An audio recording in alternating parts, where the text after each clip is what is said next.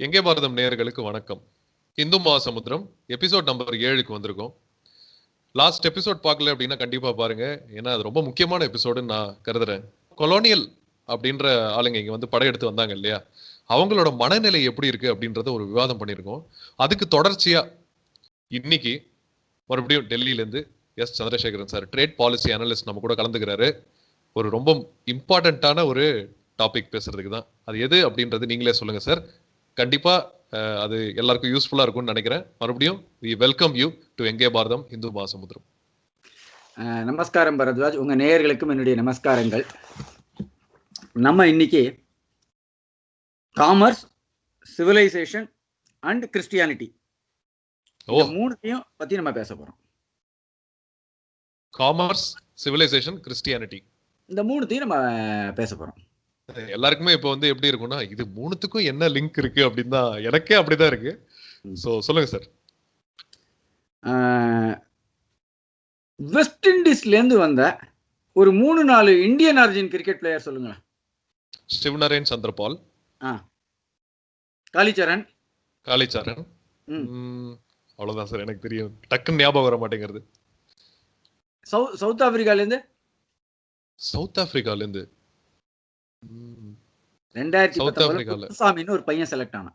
ஓ sorry sir, நான் follow பண்றது இல்ல இப்போ. எனக்கு கொஞ்சம் அந்த பழைய ஆட்கள் தான் தெரியுது, அதனால தான் சிவநரேன் சந்திரபால்னு சொன்னேன். இவெல்லாம் எப்படி போனா? எனக்கு தெரிஞ்ச மட்டும் இவங்க வந்து பிரிட்டிஷ் அவங்கள வந்து ஸ்லேவ்ஸா எடுத்துட்டு போனாங்கன்னு நான் கேள்விப்பட்டிருக்கேன். இங்கேருந்து வந்து இந்த பிளான்டேஷன், அப்புறம் இந்த ஸ்மால் இண்டஸ்ட்ரி அதெல்லாம் இல்லையா? They are not slave. They are called indentured laborers. Okay, indentured laborers. அப்படின்னா அந்த ஒரு தமிழாக்கம் என்ன சார் இருக்கும் அதுக்கு?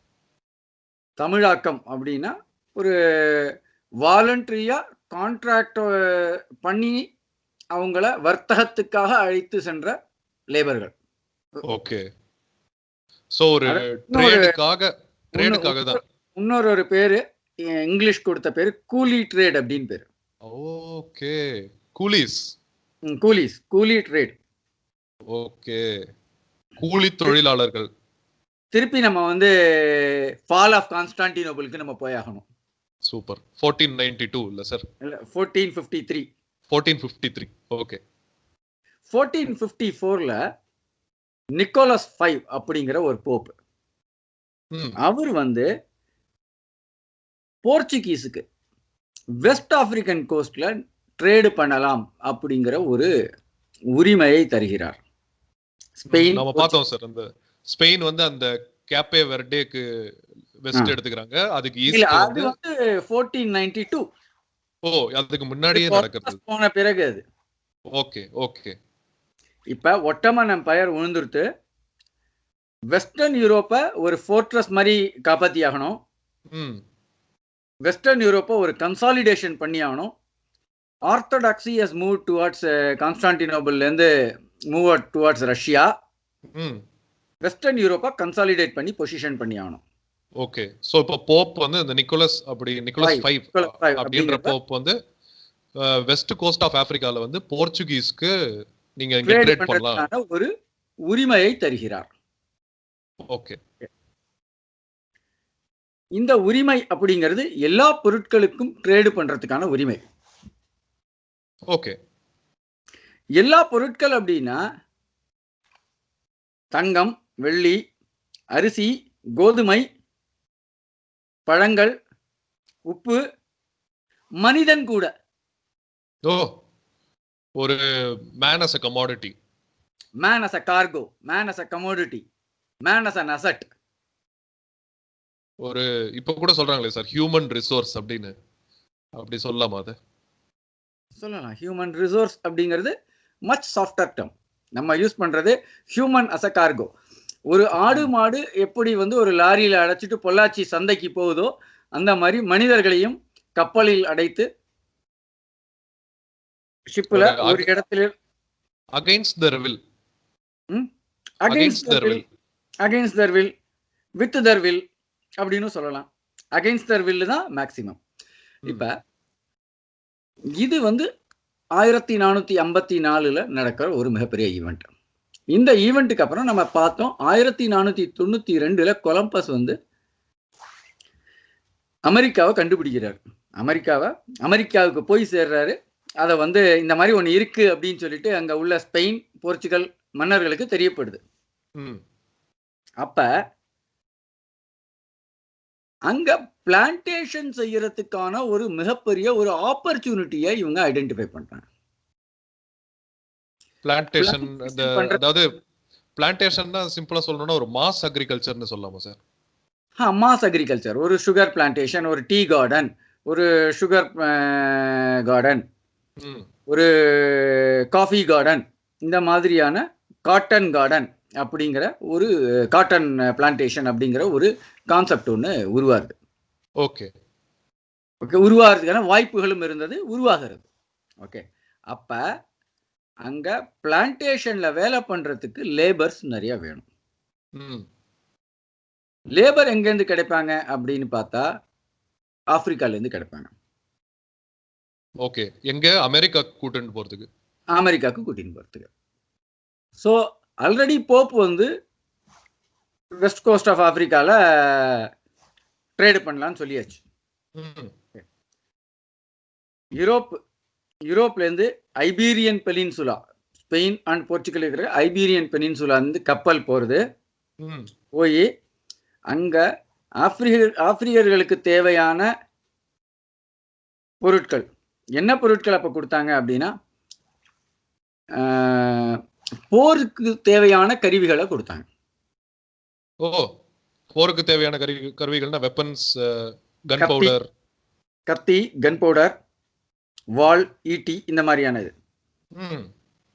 ஏன் சார் அங்க வந்து ஆப்பிரிக்கால ஒரு ட்ரைபுக்கும் இன்னொரு ட்ரைபுக்கும் இடையில எப்போதும் சண்டைகள் இருந்தது. ஓகே, ஒரு கன்ஃப்ளிக்ட் பர்மனண்டா இருந்தது அப்படின்னா ஒரு ராஜா ஆர் ஒரு ட்ரைபல் லீடர் இன்னொரு ட்ரைபல் லீடரை தாக்கி பிடிப்பாங்க.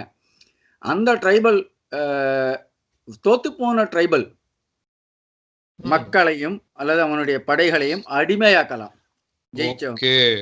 இப்ப கூட சொல்றாங்களே சார், இந்த வார் டைம்ல வந்து வார் கிரிமினல்ஸ் இல்ல, sorry, prisoners of war, POW, prisoners of war, yes, that's it, prisoners of war POW எடுக்கிறாங்க. அந்த POW as an asset or cargo அவங்கள இந்த போர்ச்சுகீஸ் மர்ச்சன்ட்ஸுக்கு விற்கிறாங்க. ஓகே, இதுல அடுத்த முக்கியமான ஒரு விஷயத்தை பார்க்கணும். என்ன அப்படின்னா பர்மனண்டா எல்லா இடங்களையும் கன்ஃப்ளிக்ட் இருக்கணும், ஒரு வார் இருக்கணும்.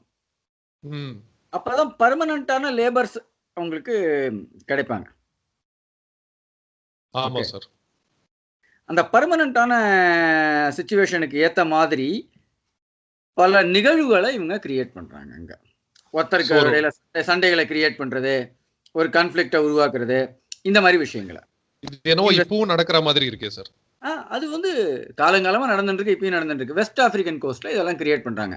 ஓகே, அங்க இருந்து Bagan slaves, PAGAN Bagan slaves, இவங்களை வெஸ்ட் ஆப்பிரிக்கன் கோஸ்ட்ல இருந்து Brazil, Caribbean islands, west Indies, America, பல பகுதிகளுக்கு, நார்த் அமெரிக்கா, சவுத் அமெரிக்கா, பல பகுதிகளுக்கு அழைச்சிட்டு போறாங்க. சார், எனக்கு இதுல ஒரு டவுட் இருக்கு. சோ அப்ப இந்த ஆப்பிரிக்கால நீங்க சொல்ற இந்த வெஸ்ட் கோஸ்ட்ல வந்து பேகன்ஸ் இருந்திருக்காங்க, அதாவது people who worshipped other than Christianity and other than monotheistic religions வந்து அவங்க தான் வந்து இந்த ஹீத்தன்ஸ் அப்படின்னு சொல்லிட்டு இந்த கிறிஸ்டியன்ஸ் சொல்லுவாங்க. அதே மாதிரி இப்போ இந்த முஹம்மதன்ஸ்லாம் வந்து கஃபீர் அப்படின்னுவாங்க. சோ இவங்க தான் இருந்திருக்காங்களா வெஸ்ட் ஆப்பிரிக்கா? வெஸ்ட் ஆப்பிரிக்கால இருந்திருக்காங்க. ஓஹோ. சோ தே ஆர் நான் கிறிஸ்டியன், நான் பிலீவர். அவங்களை அழைச்சிட்டு போறதுல கிங்குக்கும் சரி வாட்டிகனுக்கும் சரி ஒரு பிரச்சனை இல்லை.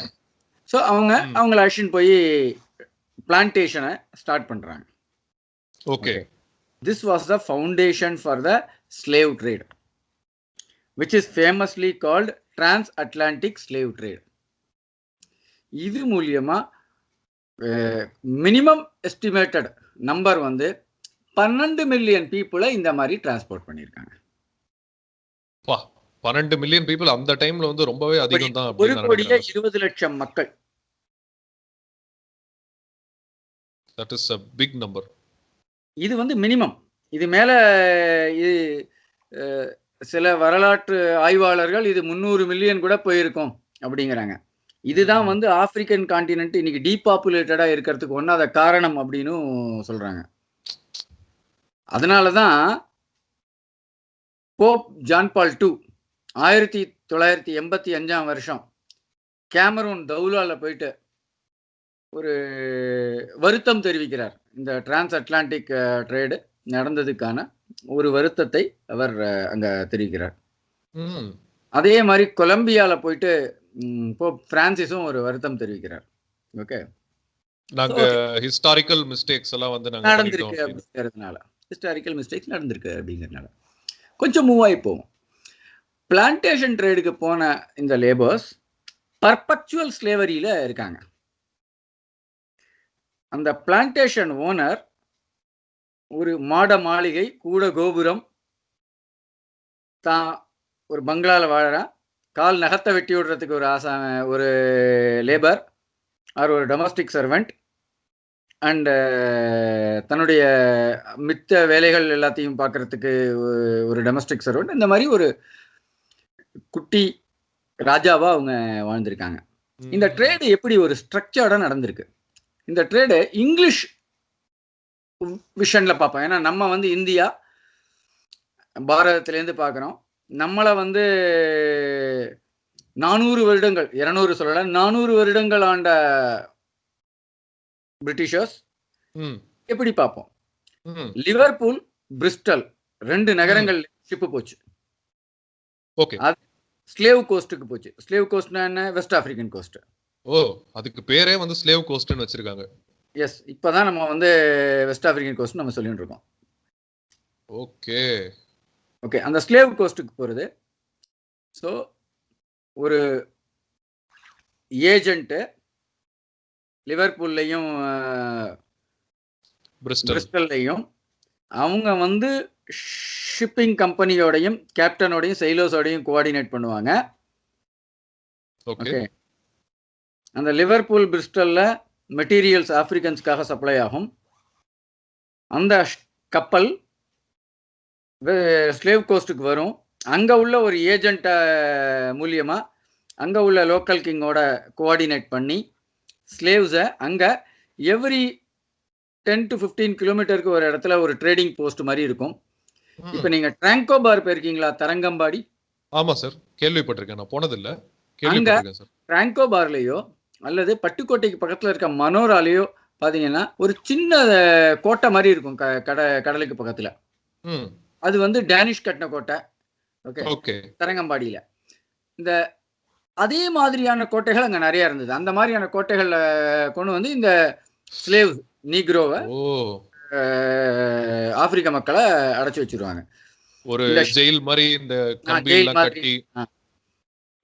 எய்தர் ஒரு பக்கம் கதவை திறந்தால் நம்ம வந்து அந்த கப்பலுக்கு போகலாம், அப்படி இல்லைன்னா தப்பிச்சு போறோம்னா உயிர் போயிடும்.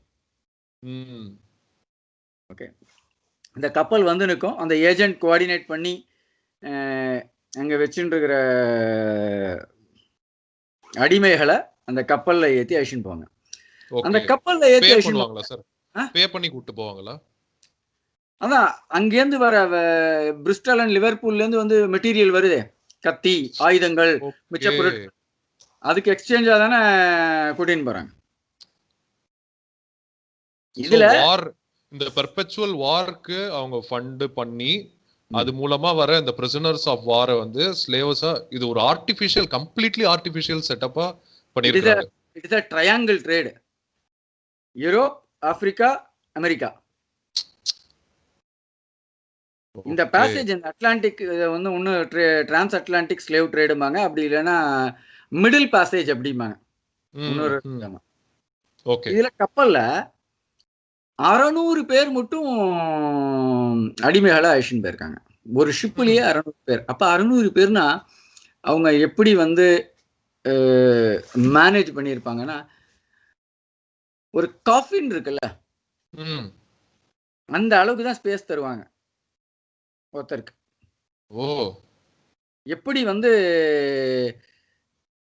பஸ்ல ஒரு முன்னாடிலாம் அந்த டவுன் பஸ்லலாம் ரொம்ப நெரிசலா இருக்கும், கூட்ட நெரிசல்னு சொல்லுவாங்க. ஆமா சார். அந்த மாதிரி 3 மாசம் 4 மாசம் வாயேஜ் ஆப்பிரிக்கன் கோஸ்ட்லேருந்து சவுத் அமெரிக்கா, நார்த் அமெரிக்காவுக்கு போயிருக்கு. அது ஒரு ஹார்ஷான கண்டிஷன்ஸ்ல அட்லாண்டிக்ல சொல்லவே வேணாம். ஹார்ஷான கண்டிஷன்ஸ். இதுல எப்படி பார்க்கணும்னா, ஒரு ஷிப்பிங் கம்பெனி, பிளான்டேஷன் ஓனர், ஒரு ப்ராசஸிங் கம்பெனி, தென் இதற்கு இடையில இருக்கிற இடைத்தரகர்கள் அண்ட் ஏஜென்ட்ஸ். பொருட்களை விற்கிறதுக்காகவோ அல்ல மனிதர்களை வாங்குவதற்கும் விற்பதற்குமாகவோ இருக்கு. இது வந்து ஒரு ஸ்ட்ரக்சர்டு எக்கனாமிக் ஆக்டிவிட்டியா ஆயிடுது. ஓகே. சோ இப்போ ஒரு இடத்துல ரிசோர்சஸ் கண்டுபிடிக்கிறாங்க. அந்த ரிசோர்சஸை வந்து பிளான்டேஷன் அப்படின்ற ஒரு ஸ்ட்ரக்சருக்குள்ள கொண்டு போறதுக்கு இந்த மாதிரி ஸ்லேவ்ஸ் யூஸ் பண்றாங்க. அதுக்கு இன்வெஸ்டர்ஸ் இருக்காங்க. சோ இது ஒரு ப்ராப்பர்லி ஸ்ட்ரக்சர்டு ஆக்டிவிட்டி, பட் இன்ஹியூமனா நடக்குது. இன்ஹியூமனா நடக்கிறது. எந்த அளவுக்கு இன்ஹியூமனா நடக்கிறது அப்படின்னா, அந்த பிளான்டேஷன்ல இருந்து யாராவது தப்பிச்சு போக முயற்சி பண்ணினால் அவங்களுக்கு 200 ஃபிளாகிங், சாட்டை அடி, 300 ஃபிளாகிங், டெத் சென்டென்ஸ், இந்த அளவுக்கு இருந்திருக்கு. அவங்களுக்கு அந்த அழிச்சுண்டு போற ஸ்லேவனுடைய குழந்தைகளும் ஸ்லேவ் ஆனாங்க. பர்பெக்சுவல் ஸ்லேவரி அப்படின்னு ஒரு வேர்டை யூஸ் பண்ணலாம். ஒரு சோ அப்ப அது ஜெனரேஷன் தாண்டி ஜெனரேஷன் தாண்டி ஜெனரேஷன். ஆமா. 1492 முதல் ஸ்லேவ் ஷிப் எப்ப கிளம்புறது அப்படின்னா 1526ஆம் வருஷம் பிரேசிலுக்கு போறது. ஓகே. இதுதான் போர்ச்சுகீஸ் பிரேசிலுக்கு போறது. ஓகே. இவங்கள 3 விதமா அழிச்சுட்டு போனாங்க. 3 வித வேலைக்கு. ஒன்னு டொமஸ்டிக் சர்வெண்டா, 2வது பிளான்டேஷன்ல தோட்ட தொழிலாளர்களா அழிச்சுட்டு போனாங்க. 3வது இந்த போர்ச்சுகீஸ் ஆகட்டும், இங்கிலீஷ் ஆகட்டும், அவங்க ஒரு stand by army, territorial army எங்க வச்சிருக்காங்கல்ல, அந்த டெரிட்டோரியல் ஆர்மிலையும் அவங்கள யூஸ் பண்ணாங்க. ஓகே. ஒவ்வொருத்தருடைய கேப்பபிலிட்டிக்கு ஏத்த மாதிரி பண்ணாங்க. ஸோ இதுதான் வந்து இந்த டிரான்ஸ் அட்லாண்டிக் ஸ்லேவ் ட்ரேடினுடைய ஒரு ஸ்ட்ரக்சர். இதை கொஞ்சம் நகர்ந்து பார்ப்போம். இது வந்து 1526லேருந்து 1833 மட்டும் நடந்திருக்கு. எக்ஸாக்டா சொன்னா 1803 மட்டும், பட் 1833 மட்டும் எக்ஸ்டெண்ட் ஆயிருக்கு. இது எப்படின்னு சொல்றேன். ஓகே. 200 வருஷம் இது கண்டினியூஸா நடந்திருக்கு. எந்த ஒரு தடை இல்லாம நடந்திருக்கு. எப்படி எந்தவித தடை இல்லாமலும் நடக்கிறது? அதுக்கு முன்னாடி ஒரே ஒரு क्वेश्चन சார். அதுக்கு முன்னாடி இதுல இந்த முக்கியமான ஸ்டேக் ஹோல்டர்ஸ் யாரு? இப்போ நீங்க போர்ச்சுகீஸ் சொன்னீங்க, அப்புறம் பிரிட்டிஷ் சொன்னீங்க. இந்த all the western European powers யாருக்கெல்லாம் வந்து இந்த ஆக்சஸ் டினை பண்ணாங்களோ, இந்த கான்ஸ்டான்டினோப்பிள் சைட்ல ஒட்டோமன் எம்பையர் வந்ததுக்கு அப்புறமா யாருக்கெல்லாம் ஆக்சஸ் டினை பண்ணாங்களோ அவங்க எல்லாருமே இதுல டேக் பார்ட் இன் இட். எல்லாருமே British, French, Dutch, Portuguese, Spain எல்லாருமே வந்து இதுல பண்ணாங்க. இது வந்து எந்த அளவுக்கு ஆர்கனைஸ்டா நடந்திருக்குன்னா, நம்ம ஒரு ட்ரேடிங் கம்பெனி போச்சுன்னா, ட்ரேடிங் கம்பெனிக்கு ஒருத்தரை ரெக்ரூட் பண்றோம்னா பவுண்டி தரோம்னு சொல்லிட்டு ரெக்ரூட் பண்ணாங்க. போன தடவை பார்த்தோமே, அந்த அளவுக்கு ஒரு ஆர்கனைஸ்டா அவங்க பண்ணாங்க. இது எந்த அளவுக்கு பவர் ஆச்சு அப்படின்னா, ஒரு பிளான்டேஷன் ஓனர், ஓகே, ஒரு ஷிப்பிங் கம்பெனி ஓனர் பிரிஸ்டலோட மேயராகவும் பிரிட்டன் பார்லிமெண்ட்ல எம்பியாவும் இருக்காங்க. ஓ, அவங்க வந்து பவரை கண்ட்ரோல் பண்றாங்க. ஓகே. So literally rulers. ஒருத்தர் வந்து பிரைம் மினிஸ்டராவே இருந்திருக்கார். இந்த ஸ்லேவ் ட்ரேட்ல ஒரு முக்கியமான பங்கு வகிச்ச ஒருத்தர் வந்து பிரைம் மினிஸ்டராவே இருந்திருக்காரு. ஃபியூச்சர் ஜெனரேஷன் பிரிட்டனுடைய பிரைம் மினிஸ்டராவே இருந்திருக்காங்க. சோ அப்ப அவங்களுக்கு தெரியலையா சார் இது வந்து இன்ஹியூமனா இருக்கு அப்படின்னு அவங்க கருதவே இல்லையா? அவங்க வெறும ஜஸ்ட் தே சா த ஆப்பிரிக்கன்ஸ் அஸ் இன்ஃபீரியர் அப்படின்னு சொல்லிட்டு அவங்க வெறும அவங்க பார்பேரியன்ஸ் தான், அவங்க வந்து நான் ஒயிட் ஸ்கின் அவங்க பிளாக் ஸ்கின்னு சொல்லிட்டு எடுத்துட்டு போயிட்டாங்களா? முதல்ல சர்ச்சே அங்க Bobde legal rationalisation கொடுத்திருக்காங்களே, sub human அப்படின்னு சொல்லிட்டு. சப் ஹியூமனா? ஓ, ஓகே. இதுக்கு நீங்க நம்ம போய் பார்க்கணும்னா டம் டைவர் சாஸ் அப்படின்னு ஒரு பாப்பல் புல் ஒன்று இருக்கு. ம். நான் உங்கள்கிட்ட ஏற்கனவே சொல்லியிருக்கேன். பாப்பல் எடிக்ட்னு ஒன்று இருக்கு, ஆமா. பாப்பல் புல்னு ஒன்று இருக்கு. ம். இந்த பாப்பல் புல் டம் டைவர் சாஸ் அதே மாதிரி ஓகே. அதே மாதிரி இன்னொரு இது ரோமியஸ் பாண்டிஃபெக்ஸ். பாண்டிஃபெக்ஸ். பாண்டிஃபெக்ஸ் இது வந்து 1453ல 1454ல ரேஷனலைஸ் பண்றாங்க. அதுக்கப்புறம் வர விஷயங்கள்ல ஆப்பிரிக்கன்ஸா சப்ஹியூமன் அப்படிங்கிற ஒரு கேட்டகரிய அந்த மாதிரியான ஒரு இன்டர்பிரேஷனை கொடுக்குறாங்க. Okay. Okay sir. Okay sir, நீங்க அதை கண்டினியூ பண்ணுங்க. நீங்க சொல்ல வந்ததை நான் தடுத்து நிறுத்திட்டேன்னு நினைக்கிறேன். இல்ல கொஞ்சம் நகர்ந்து போலாம் அப்படின்னு சொல்லிட்டு ஒண்ணு சொல்ல வந்தீங்க. ஸோ இப்ப இந்த பவர் ஸ்ட்ரக்சர் எப்படி இருக்கு அப்படின்னா, பிரிட்டனுடைய பவர் ஸ்ட்ரக்சர் நம்ம வந்து போன தடவை நம்ம பார்த்தோம். King, noble, knight and peasant. Feudal system. இந்த ஃபியூடல் சிஸ்டத்துக்கு இடையில இந்த காலனிஸ்க்கு போயிட்டு புதிய பணக்காரர்கள் பிரிட்டனுக்கு திரும்பி வராங்க. Plantation owner, ship owners, processing company owners, ஏஜென்ட்ஸ்ன்னு சொல்லிட்டு இவங்களுக்கு இடையில ஒரு ஆதிக்க போட்டி நடக்குது.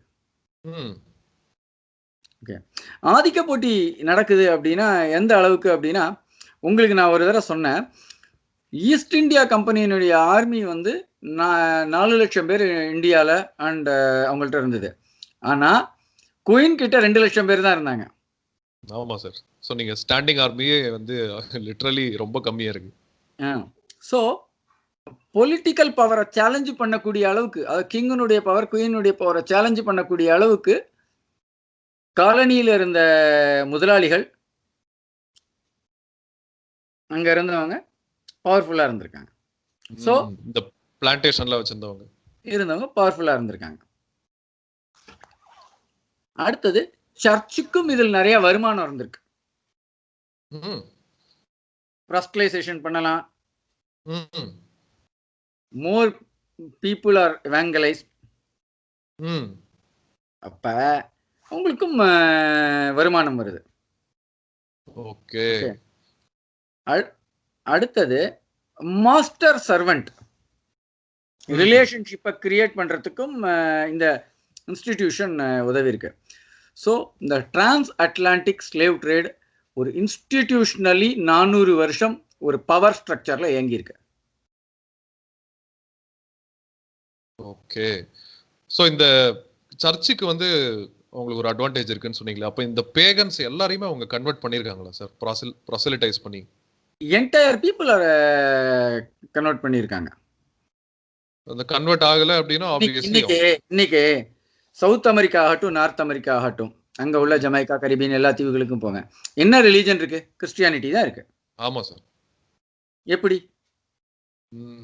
நம்ம இங்க இதுல கூட பாக்குறோம், அந்த பிரேசிலோட ஒரு முக்கியமான சிட்டில கூட மேல கிரைஸ்ட் தி ரிடீமர் அப்படின்னு சொல்லிட்டு ஒரு பெரிய ஸ்டாச்சு இருக்கும். ஆமா. அடுத்த கட்டத்துக்கு நகர்ந்து செல்வோம். 1781 வருஷம். ஓகே, அப்ப ஒரு கோலின் வுட்னு நினைக்கிறேன், கோலின் வுட் அப்படின்னு சொல்லிட்டு ஒரு கேப்டன், அந்த கேப்டன் வந்து ஒரு 130 ஸ்லேவ்ஸை ஸ்லேவ் கோஸ்ட்லேருந்து அழிச்சின்னு போறார். ஓகே. எங்கன்னா அவர் லிவர்பூல்லேருந்து ஸ்டார்ட் பண்றாரு. எந்த ஒரு பர்டிகுலர் கரீபியன் ஐலாண்டுக்கு போகணுமோ அவர் வழி மாறி போயிடுறாரு. அதனுடைய இம்ப்ளிகேஷன் என்னன்னா, அங்க அவங்கள்ட்ட போதுமான அளவுக்கு உணவுகள் இல்லை. ஓகே. யாருக்கு சார்? சாரி, என்னால ஃபாலோ பண்ண முடியல. என்டையர் ஷிப்ல இருக்கிற பீப்பிள்க்கு. ஓகே, தெரியாம ஒரு வழி தவறி போயிடுறாரு. அதுக்கு they didn't plan for it. 50 நாள் அவங்க வாயேஜ் பிளான் பண்ணி வச்சிருக்காங்க. அது 70 நாள் 80 நாள் ஆயிடுறது, 60 நாள். அப்ப எல்லாருக்கும் ஃபுட் தர முடியாது, உணவு தர முடியாது. அப்ப என்ன முடிவு பண்றாரு அப்படின்னா, இந்த 130 ஸ்லேவ்ஸையும் கடல்ல டம்ப் பண்ணிடுவான்னு முடிவு பண்ணி கடல்ல டம்ப் பண்ணிடுறாங்க உயிரோட. இந்த சம்பவத்துக்கு பேரு ஜோங் மாசக்கார் அப்படின்னு பேர். Zong massacre. Zong okay. Massacre அப்படின்னு பேர். பண்ணின பிறகு அவங்க செயலர் கேக்குறாங்க, நான்லாம் உன்னை நம்பி தான் வந்திருக்கேன் காசு சம்பாதிக்கணும்னு சொல்லிட்டு, நீ இந்த மாதிரி எல்லா ஸ்லேவையும் நம்மளுடைய ஹியூமன் கார்கோவை டம்ப் பண்ணிட்டீங்க சீல கடல்ல.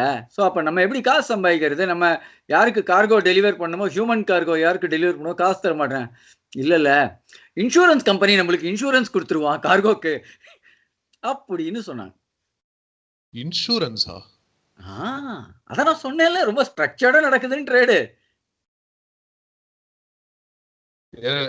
என்ன வந்து ஷாக்கிங்கா இருக்கு அப்படின்னா sir, okay structured trade okay, economics okay, but the way they did it with the Africans, இந்த ஆப்பிரிக்கன்ஸ் வந்து சப்ஹியூமன் அப்படின்னு போட்டு, இந்த பேகன்ஸ் எல்லாம் வந்து ஹீத்தன்ஸ் அப்படின்னு சொல்லிட்டு, இந்த அளவுக்கு எப்படி அவங்களுக்கு வந்து பண்ண முடிஞ்சதுன்னு என்னால யோசிச்சு கூட பார்க்க முடியல. அதான் அது இந்த மெர்கன்டலிசம், ஓலிகார்கி புதுசா ஒண்ணு உருவாகுதுன்னு நம்ம சொன்னோமே. ஆமா சார். 1600கள்ல இருந்து. ஸோ கிங்கையே த்ரெட்டன் பண்ற அளவுக்கு ஒரு பிரைவேட் ஆர்மி வச்சுட்டு இருக்காங்க. ஸோ அப்ப நேச்சுரலி இது உருவாகும். ஓகே. 1781 அந்த ஷிப்பு போய் சேருது கரிபியன் ஐலாண்டுக்கு. திருப்பி எங்க வழி மாறி போன ஷிப்பு போயிட்டு இன்சூரன்ஸ் ஏஜென்ட் கிட்ட தன்னுடைய கிளைமை கொடுக்கிறார்கள். 1782 83 2 வருஷம் கேஸ் நடக்குது. அவங்க இப்ப இன்சூரன்ஸ் கம்பெனி நம்ம கிளைம் பண்ணினா அதை ரிஜெக்ட் பண்ண தான் முதல்ல ட்ரை பண்ணுவாங்க. Natural process. ஆமா. எஸ். ஓகே. ஸோ இது வந்து ஒரு பெரிய டிஸ்பியூட்டா மாறுறது. ஓகே. அடுத்தது அக்ராஸ் யூரோப்பு ஒரு அபாலிஷ் பண்ணும், ஸ்லேவரி அபாலிஷ் பண்ணணும்னு ஒரு மூவ்மெண்ட் ஒன்று போயிட்டு இருக்கு. ஓகே. தாமஸ் கிளார்க்சன் அப்படின்றவரு அதை மூவ் பண்ணி கொண்டு போறாரு. ஓகே. இது எங்க சார்? இது அமெரிக்கால நடக்குதா? யூகேல நடக்கிறது. ஓ, அக்ராஸ் யூரோப்லயும் நடக்குது. இதை நம்ம எதோட கனெக்ட் பண்ணோம் இந்த 1781 அப்படின்னா, entire north America, south America இங்கெல்லாம் வந்து சுதந்திர வேட்கை வந்துருது. 1783 அமெரிக்காவுக்கு சுதந்திரம் கிடைக்கிறது. ஓகே. சுதந்திர வேட்கை வந்துருது. ஸோ அது இது எல்லாமே சேர்ந்து ஒரு ஸ்னோபால் மாதிரி ஒரு சிச்சுவேஷன் உருவாயிடுறது. ஓகே. பிரெஞ்சு ரெவல்யூஷன் வருது.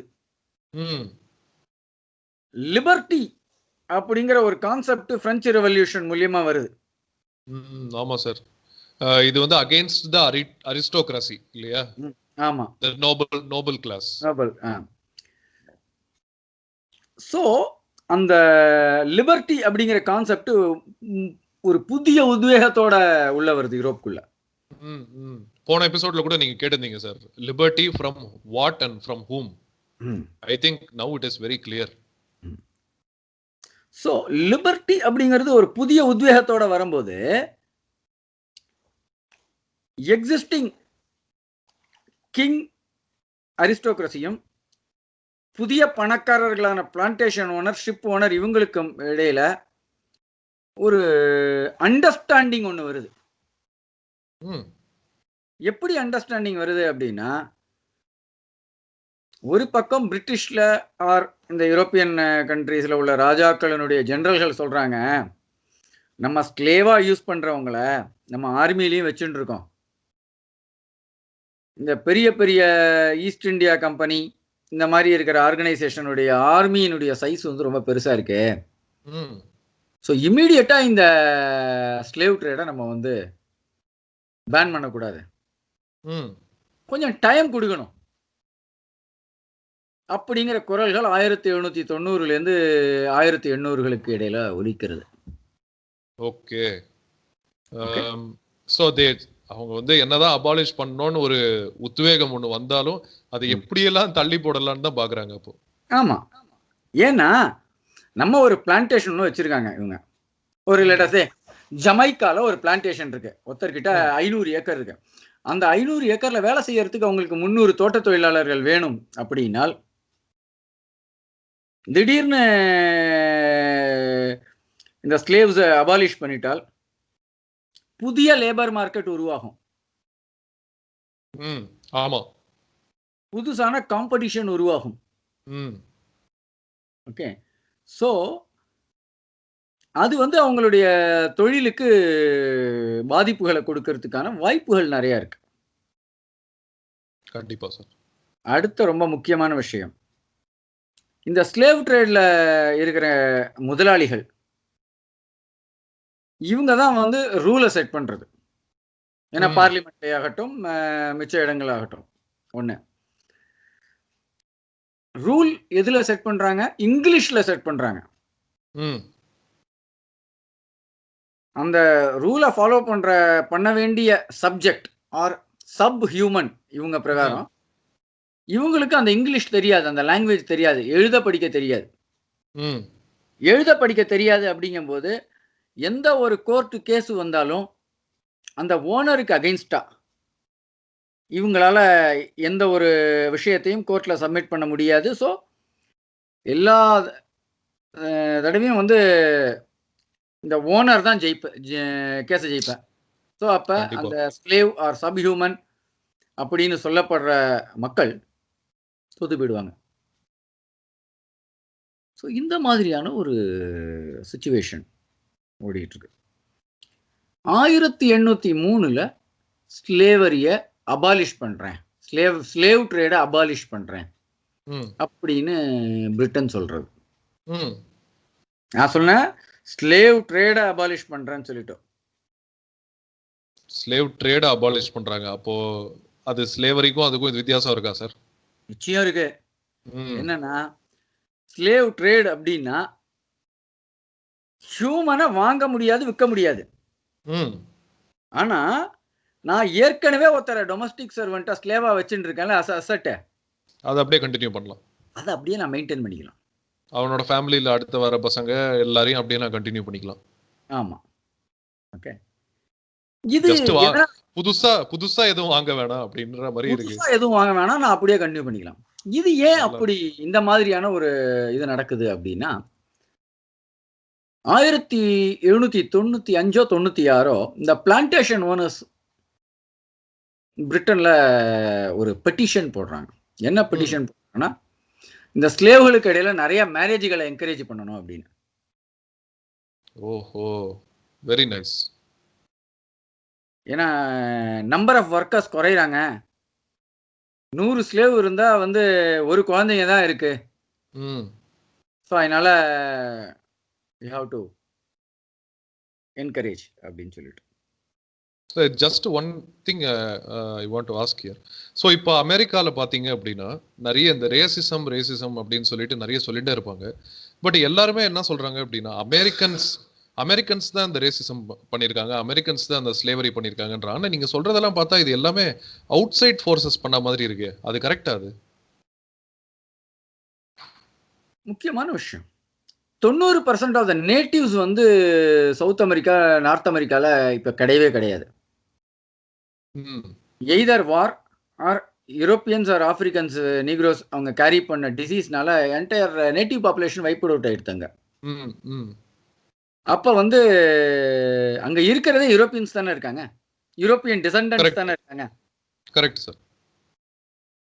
So it is nothing but Europe and அமெரிக்காக்கு இடையில ஒரு மிகப்பெரிய வித்தியாசங்கள் எதுவும் கிடையாது. இப்ப சவுத் அமெரிக்கால வேணா மிக்ஸ்டு பாப்புலேஷன் இருக்கலாம். ஓகே, ஒரு நேட்டிவ் லீனியேஜ் உள்ள பாப்புலேஷன்ஸ் இருக்கலாம். But United States of America அப்படின்னு சொல்லப்படுற இப்ப இருக்கிற அந்த கண்ட்ரியில மோஸ்ட்லி யூரோப்பியன்ஸ் பிளஸ் இந்த ஸ்லேவ் ட்ரேட் போது டிரான்ஸ் அட்லாண்டிக் ஸ்லேவரியில கூட்டு போன ஆப்பிரிக்கன்ஸ் இவங்க தான் இருக்காங்கல்ல சார்? ஆமா, ஓகே. அதனாலதான் அங்க பிளாக் லைவ் மேட்டர்ஸ்னு சொல்லிட்டு ஒரு மூவ்மெண்டே நடக்கிறது. ஆமா, தி ஃப்ளாய்ட். ஆமா சார். ஓகே, இத நான் கொஞ்சம் விலகி போறேன், பட் ஆனா திரும்பி வந்துருவோம் ட்ராக்குக்கு. நான் இப்போ விட்டது 1803 விட்டுருக்கேன். ஆமா sir. Okay, I am going to 1860.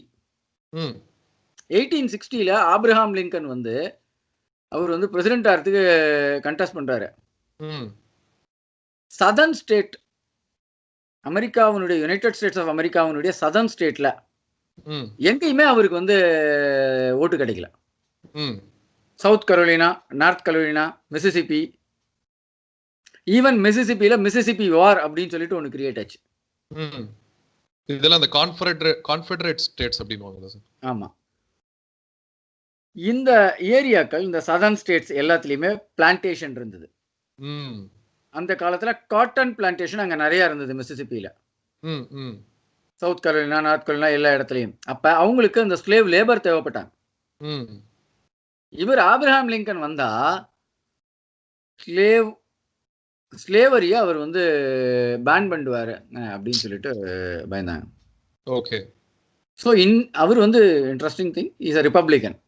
Abraham Lincoln Republican பார்ட்டியில. ஸோ ஏன் அமெரிக்காவில் இன்னைக்கும் வந்து இந்த விஷயம் ரொம்ப ஸ்ட்ராங்கா இருக்குன்னா because of trans Atlantic slave trade. Okay. But இந்த விஷயத்த இந்தியாவில் நம்ம பார்க்குற விதம் வேறையா இருக்கு. அமெரிக்காவில் அவங்க பார்க்குற விதம் வேறையா இருக்கு. அவங்க வந்து பிளாக் ஒயிட் அப்படின்னு பார்க்குறாங்க. இந்தியாவில் மெஜாரிட்டி மைனாரிட்டின்னு ஒரு ஆர்டிஃபிஷியலா ப்ரொஜெக்ஷன் தராங்க. ஆமா சார். அந்த மாதிரியான ரேஷியல் டிஸ்கிரிமினேஷன் கிடையாது. அன்னைக்கு எப்படி ரேஷியல் டிஸ்கிரிமினேஷன் இருந்தது அப்படின்னா, கார்த்தால 6 மணிக்கு வேலைக்கு போனா ராத்திரி 9 மணி மட்டும் வேலை செய்யறோம்.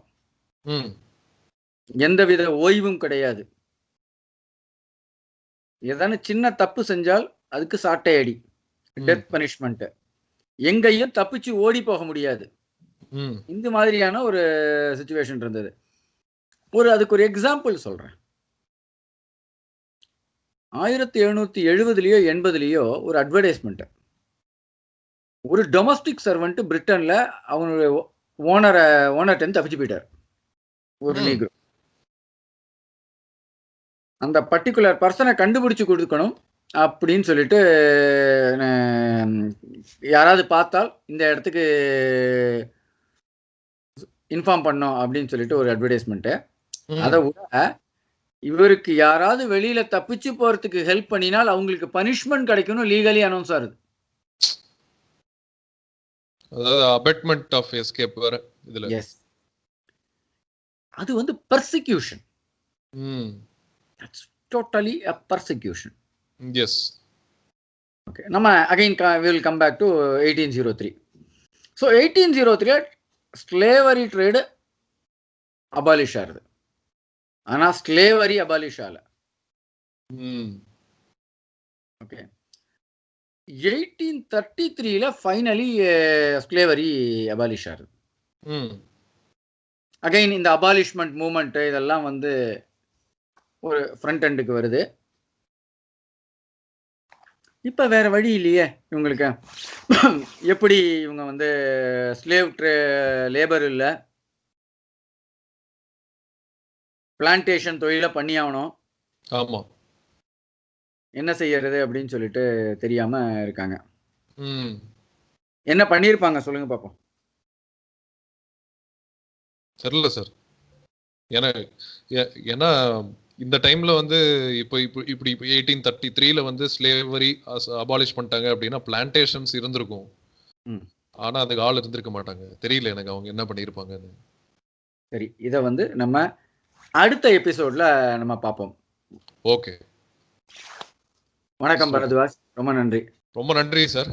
ஏன்னா இதுக்கு வந்து கண்டிப்பா இந்த ஸ்லேவரி பத்தி தெரிஞ்சுக்கணும் அப்படின்னு இப்ப நீங்க தேடினீங்க அப்படின்னாலே இன்டர்நெட்ல வந்து பயஸ்டு அண்ட் உங்களால இந்த கண்டென்ட் கண்டுபிடிக்க முடியாதுன்ற மாதிரி தான் இருக்கு. ஸோ அதை நீங்க எடுத்து எங்களுக்கு வந்து தெளிவா இதை நீங்க சொன்னதுக்கு ரொம்ப நன்றி. கண்டிப்பா இதை பத்தி இன்னும் நிறைய தெரிஞ்சுக்கணும்னு எனக்கும் ஆசை இருக்கு, நம்ம பாக்குறவங்களுக்கும் ஆசை இருக்கும். ஸோ அடுத்த எபிசோட்ல சந்திப்போம். நன்றி, வணக்கம் சார். நன்றி, வணக்கம் பரத்வாஜ்.